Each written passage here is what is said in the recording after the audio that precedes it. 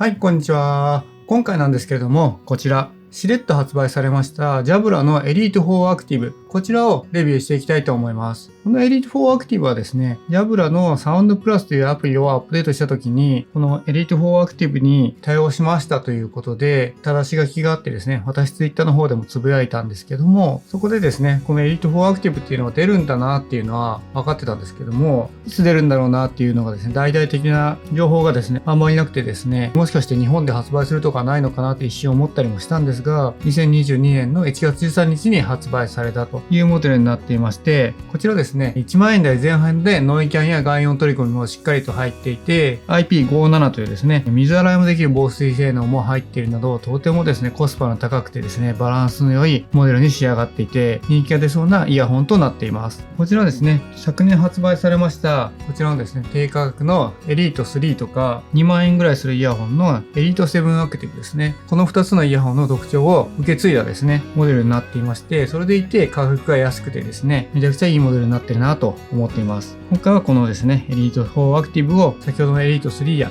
エリート7アクティブ、それから同価格帯でとても人気だったこちらのエリート 75T なんかと比較しながらですね、ご紹介していきたいと思います。このチャンネルでは完全ワイヤレスイヤホンを中心にレビューや比較動画をアップしていますので、気になる方はチャンネル登録もよろしくお願いします。それでは行ってみましょう。はい。ということで、ジャブラエリート4アクティブのレビューを行っていくんですけども、まずはいつも通りスペックや価格をご紹介していきたいと思います。エリート4アクティブはノイキャンにも外音取り込みにも対応しているモデルとなっていまして、ワイヤレス充電には未対応です。片耳のイヤホンのみでの使用も可能で、片耳で使用した時はモノラル再生になりますので、片耳だけイヤホンをつけて散歩に行きたいとかそういうニーズも満たせるものになっています。で、マルチポイントは未対応ですね。こちらは、昨年発売されたエリート7 Pro とかエリート7アクティブは、この1月末にマルチポイントをですね、アップデートで対応するということが言われていますので、そのタイミングで一緒にマルチポイントを対応してくれたらとてもいいんだけどなって思うんですけども、現在だとまだマルチポイントには対応していないですね。で、Bluetooth のバージョンは 5.2。対応コーデックはエリート3と同じくですね、SPC と aptX となっています。AAC には対応してないので、iPhone とか iPad ユーザーだとちょっと向かないのかなと思う機種になってますね。ドライバーは 6mm で、充電時間は約3時間。イヤホンケースで10分間イヤホンを充電した場合は最長1時間使用可能ということになっています。バッテリー持続時間はイヤホン本体で最大7時間、イヤホンケース併用で最大28時間となっています。カラーなんですけども、今回ご紹介するのはミントという色なんですが、その他にブラックとネイビーという3色展開になっています。イヤホンの防水規格は IP57 ということで、やっぱ運動向けモデルということもあって、水没してしまったりとか、運動の後に水洗いなんかも耐えられる防水規格になっているのがいいポイントです。充電ポートは USB-C、保証期間は12ヶ月なんですけども、アプリから登録することで水や埃による故障から2年間保証期間を延長することが可能になっています。その他としましてはアプリにももちろん対応していますので、ファームウェアのアップデートだったりとかイコライザー設定などにも対応しています。価格は Amazon で 13,500 円となっていまして、1万円台前半でこの辺のですね、機能がしっかりと入ったコスパの高いイヤホンに仕上がっています。はい、続きまして付属品について見ていくんですけども、付属品はこれまでのジャブラ製品と同様でシンプルな感じになっていまして、安全上の注意の冊子が入っているのと、こちらですね、USB-A to USB-C の短いケーブルが入っています。そしてイヤーピースが3サイズ入っていて、M サイズはもともとイヤホンについていて、あと S と L が入っているという感じです。付属品としましては至ってシンプルなんですけども、この辺のケーブルとかイヤーピースなんかも本体色に合わせて色が変わっているっていうのはとてもいいポイントかなと思います。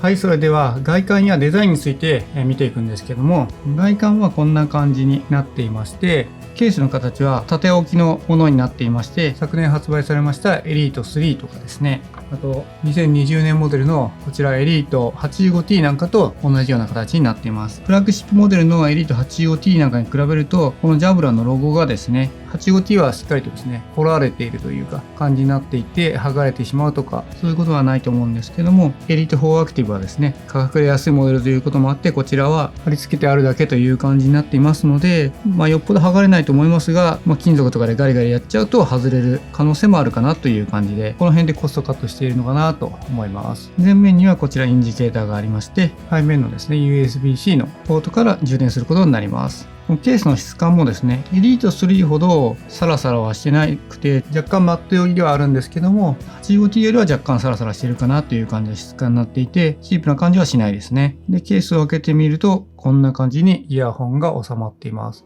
結構ですね、ケースからイヤホンが出っ張っているように見えるんですけども、マグネットの強さもチェックしていきたいと思います。イヤホンケースのマグネットの強さですね。あまりにも強く振ってしまうと外れてしまう感じですね。イヤホンケースの蓋を開けてですね、振ってしまっても先ほど外れてしまったように、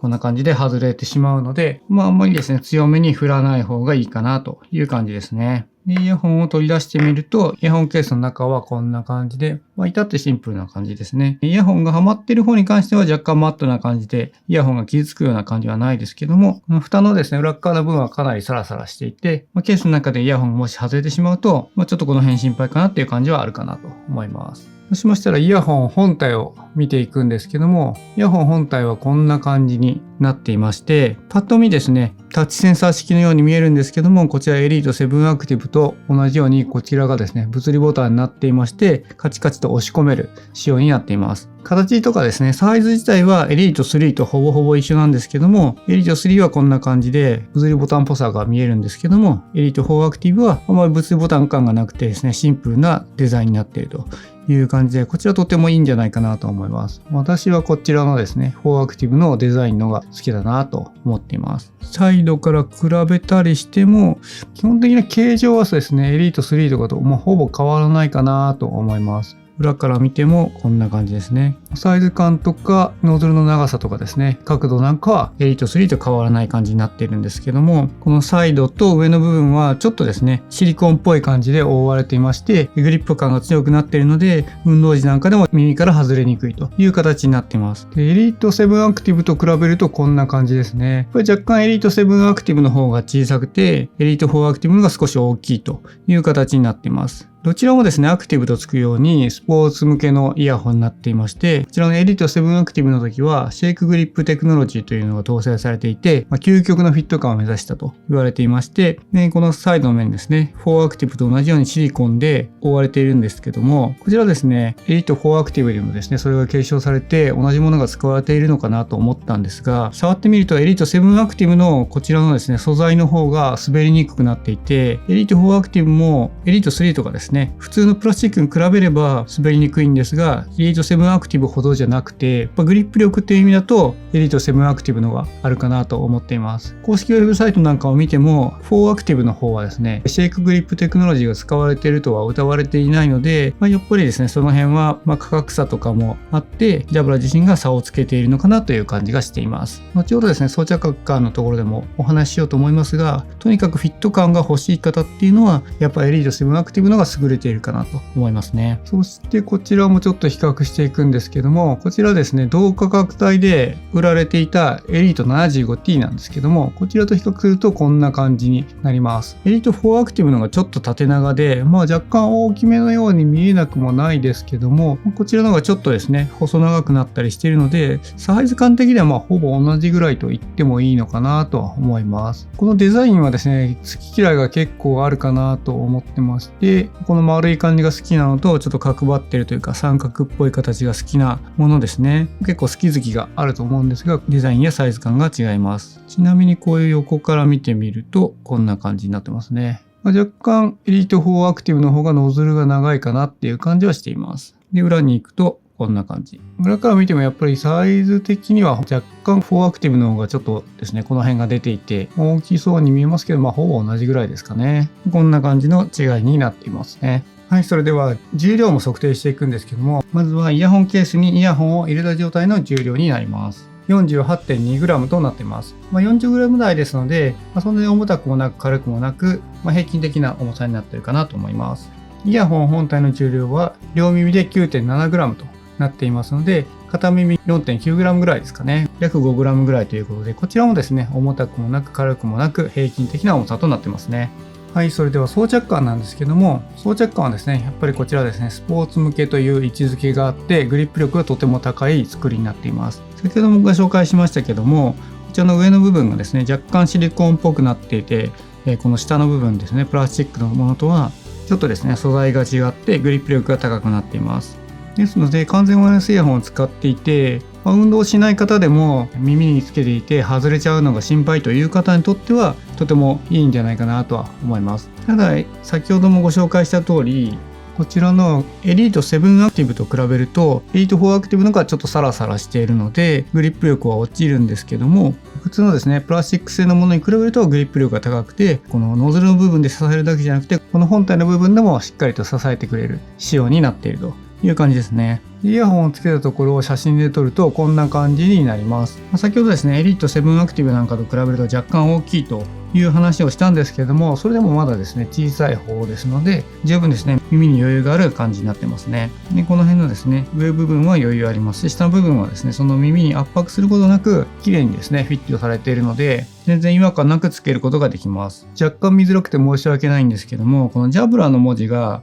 横の方に向いているというか、後方の方に向いている感じになっていますので、このジャブラの文字はちゃんとですね下には向かないというのがあって、この辺ですね気になる方はもしかしたら気になるかもなと思います。今回のミントというですねこの色ですと、このジャブラの文字ですね今見づらいと思うんですが、こんな感じであまり目立たないので、そんなに気にするほどでもないのかなとは思うんですけども、エリート3の時もそうだったんですけども、なんでジャブラの文字が横向いちゃうんだろうなっていうのはちょっと気になる部分ではありますね。そしてイヤホンをつけたところを前から見るとこんな感じになっていまして、耳からですねそんなに大きくはみ出るものではないので、前から見てもですねそんなに違和感もないかなと思います。しっかりとですねここのマイクの部分は耳からはみ出ているので、しっかりと通話する時なんかも音を拾ってくれるという感じになってますね。こんな感じで装着感に関してはやっぱ上位機種のエリート7アクティブなんかと比べちゃうと、若干劣るかなっていう感じはしますけども、十分フィット感良くてですね耳が痛いとかそういうこともありませんし、もちろん運動にも耐えられると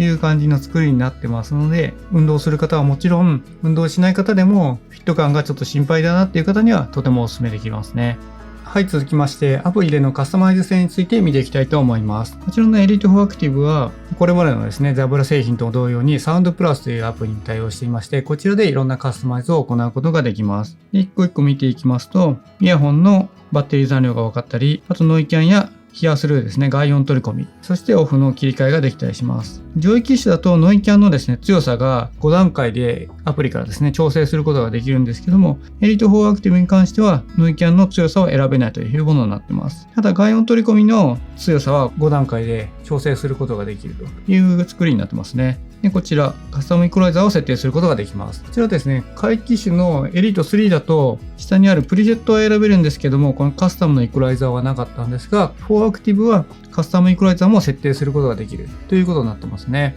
でプリセットが6種類、こちらはどのモデルも同様です。上位機種にはこの下にですねサウンドスケープと呼ばれる自然のですね音だったりとか、そういう音を流して、作業に集中できるという音がですね用意されていて、そちら流すことができるんですけども、こちらはないですね。で詳細設定の画面に行きますとこんな感じで、ファームウェアのアップデートがもちろんできますし、でヘッドセットの設定ということで外音取り込みの時に音楽を再生し続けるかミュートにするかっていう設定が選べたりとか、そして即音ですね、通話時に話している声を拾ってイヤホンからフィードバックしてくれるので自然な会話しやすいという機能があったりします。こちらをオンにしておくことをお勧めしますね。でヘッドセットの設定ということでサウンドモードを切り替える時にどういう順番で切り替わるかっていうのを設定することができます。私の場合は普段ですねノイキャンも外音取り込みも入らないオフというところはあまり使わないので、こちらヒアスルーと ANC のみということでこちらを設定しています。でヘッドセットのパーソナライズということで、こちらですねノイキャンの調整を行うことができると、自分の耳に合わせて左右のバランスの調整だったりとかをすることができるという機能になっています。パーソナライズはこれだけで、上位機種だとですね聴力検査みたいなことをして音質もですね使っている皆さんに合わせた音質を調整してくれるっていう機能があるんですけども、そちらはこのですね4アクティブには入ってないですね。ただそれがですねなくても後ほどご紹介しますが、音質も十分綺麗なのであんまり気にしてはないですね。そしてこちら、音声アシスタントと Spotify が選べるようになっていて、Spotify 使っている方だと、こちらにしておくと、イヤホン操作でですね、自動で Spotify を立ち上げることができるというものになっていて、こちらは上位機種に逆にない機能になっていて、下位機種のエリート3には入っている機能になっています。そしてこの Find My Jabra という機能ですね。こちらは他のモデルにも入っていますけども、GPS 信号を用いて自分がですね、このスマホとイヤホンがですね、途切れた場所を記録しておいて、ここにあるんじゃないかって教えてくれる機能になっています。そしてその他には、こちらから登録しておくと、通常の1年間の保証に加えて、もう1年ですね、追加保証が受けられるというものですので、購入した方はこちらぜひですね、やっていただくと安心して使えると思います。そしてオンラインユーザーマニュアルですね。8-4 Active には紙の操作マニュアルは入っていないんですけども、こちらアプリから細かいですね、オンライン操作マニュアルが30ページ以上にわたって細かくですね、見ることができますので、初めてですね、完全ワイヤレスイヤホンを使うとか、そういう方はこちらから見ていただくといいと思います。こんな感じでですね、アプリのカスタマイズ性は Elite 3に比べるとかなりですね、できることが多くなっていていいんですけども、ジャブラらしくないなとちょっと思ったのは、操作ボタンのカスタマイズがちょっとできないみたいですね。なんでこれ外しちゃったのかちょっと謎なんですけども、これがちょっと残念かなと思いますね。ジャブラはですね、結構アップデートなんかでかなり機能が改善されたりすることもあるので、その辺がですね、できるようになってくれることはちょっと期待はしたいんですけども、今のところそういう情報はないのかなと思います。はい、続きまして音質についてなんですけども、音質はですね、かなりですね、綺麗な音で、デフォルトの音でもですね、かなり音楽が楽しめるなと思いました。下位モデルのですね、これと同じ形の Elite 3はかなり低音が強いパンチのある音になっていて、ジャブラらしくないなというものがあったんですけども、この Elite 4 Active はそこまでですね、低音がめちゃくちゃ強いというモデルではないです。ただ、上位機種の Elite 7 Active とか Elite 7 Pro に比べると、その辺のですね、低音のあり付けなんかがしてある音になってるなというのを感じまして、上位機種の Elite 7 Active なんかのちょっとフラット気味な音に比べると迫力があってですね、とてもですね、気持ちがいい音になっています。私ジャブラのイヤホンを使うときは、イコライザーでですね、いつも調整をしていたんですけども、Elite 4 Active だったら、その辺のですね、調整をしなくても、十分デフォルトまま、最悪アプリを使わずにそのまま使ったとしても十分ですね、音楽が楽しめるイヤホンになっているなと思っていまして、とても気に入りましたね。先ほどアプリをお見せしたときにですね、イコライザー設定いじってないのは分かった方もいらっしゃるかもしれないんですけども、私はですね、こんな感じで今もうイコライザーいじらずに、こいつをですね、使っていたという感じになっています。もちろんジャブラだけあって、高音域から低音域までとても綺麗な音が鳴りますし、解像感も高くてですね、1万円台前半という価格帯ではありますけども、十分音楽を楽しめる音質になっているんじゃないかなと思います。もちろんですね、そのちょっと味付けがしてある音っていうのは苦手な方っていうのは、カスタムイコライザーで自分の好きなようにいじれますし、プリセットもですね、デフォルトを除いて5個ありますので、その辺ですね、いじっていただけると、どのプリセットもですね、しっかりとバランスの取れた音になっていて、変にですね、気持ちが悪い音というか、そういう感じにはなってないので、十分使えるプリセットが入っていますので、その辺をいじってもらえるといいんじゃないかなと思います。音質だけだったらですね、Elite 7 Active とか Pro よりも、こっちの方がですね、個人的に結構好きかなと思っていまして、6mm のドライバーを搭載しているということで、多分中身は同じなんじゃないかなと思ってはいるんですけども、若干ですね、調整してあるチューニングになっているような感じがしています。はい、続きまして操作感についてなんですけども、操作はですね、先ほどもご紹介した通り、こちら物理ボタンっぽく見えないんですけども、押し込めるようになっていて、物理ボタンでですね、操作することができます。物理ボタンですので、しっかりとですね、押し込むことで操作ミスなんかありませんし、とてもですね、いいんですけども、若干ちょっと気になったのが、このイヤホンの表面全体が押せるわけではなくて、耳につけた時に上に来る方は、この辺はですね、押せないんですよね。下の方でカチカチと押せるという感じになっていて、たまにですね、上の方を押しちゃって失敗するということがありました。表面全体が押せたらもっと良かったかなと思うんですけど、下の方を押すという感じになりますね。ただこの辺は慣れになると思うので、ずっとですね、使っていればそんなに違和感はなくなると思うんですけども、若干ちょっと気になったかなと思いました。あとはこの押す時のですね、力ですね。これがですね、Elite 7 Active なんかもうちょっと軽く押せるので、ランニングとかしている時なんかも簡単に押せたんですけども、若干こっちはですね、強く押さないといけないという感じですね。もちろんめちゃくちゃですね、グッと押し込まないと操作できないというほどではないんですけども、若干硬いという感じになっています。で、操作自体は全てのですね、必要な操作がイヤホン本体でできますので、それはとてもいい部分ではあるんですけども、先ほどご紹介した通り、アプリでですね、現在だとイヤホン操作のカスタマイズができないという感じになっているので、ジャブラにしてはちょっとかゆいところに手が届かない作りになっているなというのは若干感じましたね。はい、続きまして、ノイキャンや外音取り込みについてご紹介していくんですけども、ノイキャンはですね、十分ですね、使えるノイキャンが入っています。ただ、電車やですね、バスなんかに乗っていると、若干ですね、やっぱ走行音とか、アナウンスの音なんかは入ってくるかなっていう感じはしています。アナウンスなんかでもめちゃくちゃですね、全ての音がですね、完全に聞き取れちゃうような、何言ってるか完全に分かっちゃうっていうほどのノイキャンの弱さではないんですけども、なんか喋ってるなっていうのはもちろん分かりますし、電車なんかでもガタンゴトンっていうですね、線路の連結部を走っている時だけの音ではなくて、走行音なんかもまあまあ聞こえてくるかなっていう感じのノイキャンにはなっています。フラッグシップモデルのエリート 85T みたいなハイブリッドアクティブノイズキャンセリングが入っているわけではないので、やっぱその辺はですね、そこまでの期待は持てないかなという感じはしています。ただ音楽をですね、聴いている分には十分ですね、電車とかバスに乗ってても音楽をですね、そんなに大きく邪魔されないくらいのノイキャン性能はしていますので、全然ですね、効果はしっかりと感じられますし、十分使えるノイキャンに仕上がっているなと思ってます。で、外音取り込みなんですけども、外音取り込みはしっかりとですね、優秀で、さすがジャブラという感じでしたね。で、コンビニやスーパーで会話するときも音楽をかけながらしっかりとですね、会話することができますので、十分合格点な外音取り込みになっているなと思います。外音取り込みに設定して、外の音がうるさすぎるということであれば、外音取り込みの強弱は変えることができますので、弱い感じにしていただければいいですし、一番強い外音取り込みでも、外の音が聞こえづらいとか会話しにくいということがあれば、外音取り込みにして音楽をミュートにするようにアプリでですね、カスタマイズすることができますので、そちらを設定していただけるといいかなと思います。外音取り組みはとても優秀ですね。最後に通話品質についてなんですけども、通話音声をですね、いつも通り Zoom で録音したものがありますので、そちらをお聞きください。はい、こんにちは。こちらは Jabra Elite 4 Active とスマホを接続し、PC と Zoom でつないで音声を収録しております。PC 側で音声を収録しておりますので、オンラインミーティングを行うと、このような感じで相手に音声が届くことになります。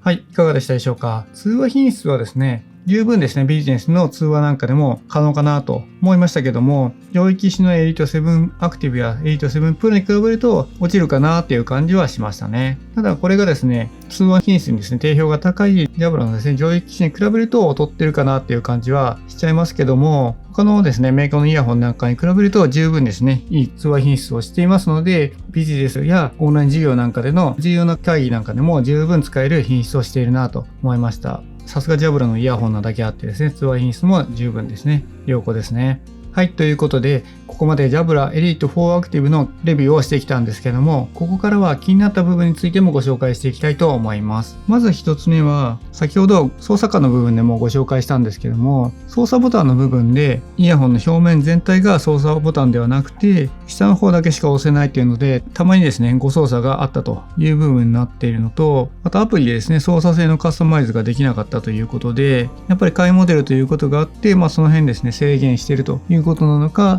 操作に関してとても高評価という感じではなかったですね。めちゃくちゃ操作感が悪いっていうわけではないですし、イヤホン本体で全ての動作が行えないわけではないので、あんまり気にする人もいないかもしれないんですけども、上位機種なんかに比べちゃうと、やっぱ若干気になるかなという部分がありましたね。2つ目の気になった部分なんですけども、対応コーデックが SBC と aptX ということで AAC に対応していないので iPhone や iPad 向きとはちょっと言えないなという部分があります。昨年発売されたこちらはですね、Elite 3もそうだったんですけども AAC に対応していなくて、Android ユーザー向きという感じになっていて、 iPhone とか iPad で音楽を聴くという方だと上位モデルの、先ほどご紹介したこちらですね、Elite 7 Active とかこちらの方が向いているなという感じがしています。こちら Elite 4 Active とか Elite 3はJabra の製品にしては低価格帯ということがあって、Android ユーザーもですね、価格が安いスマホを使っている方も多いということで、低価格帯のモデルには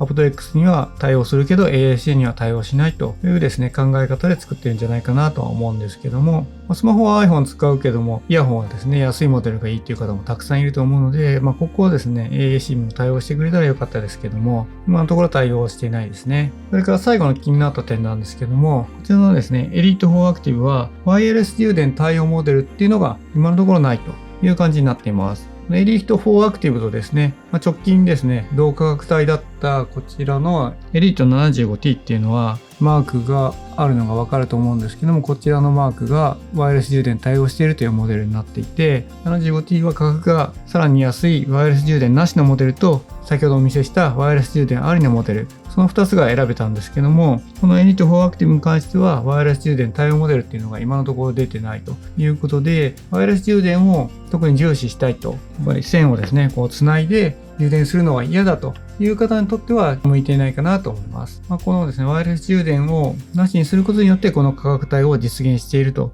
いうことになっているんだと思うんですけども、もう一段階上のワイヤレス充電も対応しているモデルがあったらよかったなとは思いましたね。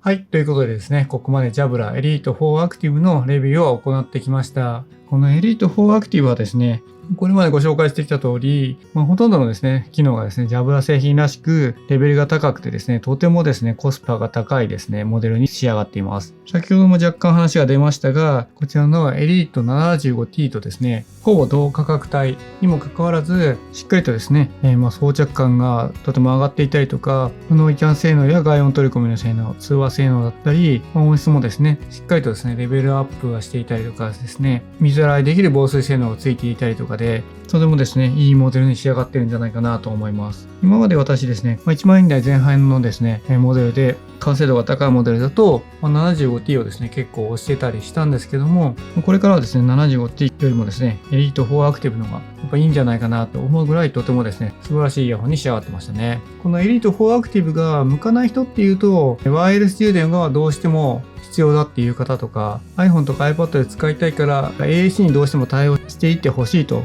いう方、あとはマルチポイントがついてないんでマルチポイントに絶対対応してほしいという方にとってはちょっと向かないかなとは思うんですけども、その他の方にとってはですね、1万円台前半だったら十分ですね、満足できるイヤホンに仕上がっていると思いまして、最初にもですね、ご紹介した通り、私が知らなかっただけかもしれないですけども、大々的にですね、発表されて発売されたっていう感じというよりかは、なんかしれっとですね、発売されちゃったということで、これがですね、発売されたっていうのを知らない方ももしかしたら結構いるかもしれないんですけども、2年ぐらいにわたって長くですね、売れ続けた 75T にですね、変わるいいイヤホンに仕上がってるなと思います。これからですね、どんどんですね、認知度が上がってというか、結構売れ続けていくモデルになっていくんじゃないかなと思いますので、気になる方はですね、ぜひですね、概要欄の方にリンク貼っておきますので、チェックしていただけるととても嬉しいです。今回もですね、ジャブラの他のイヤホンと比較しながらレビューですね、してきたんですけども、今回のレビューでですね、わからなかった部分とか、こういう部分をもうちょっと比較してほしいとかですね、そういうのがありましたら、ぜひコメント欄に書いていただければ、そういうですね、動画も作っていきたいと思いますので、ぜひですね、よろしくお願いします。ということで、今回の動画はここまでとなります。この動画が良かったなと思ったら、グッドボタンやチャンネル登録もぜひよろしくお願いします。このチャンネルでは完全ワイヤレスイヤホンのレビューや比較動画をアップしていますので、気になる方は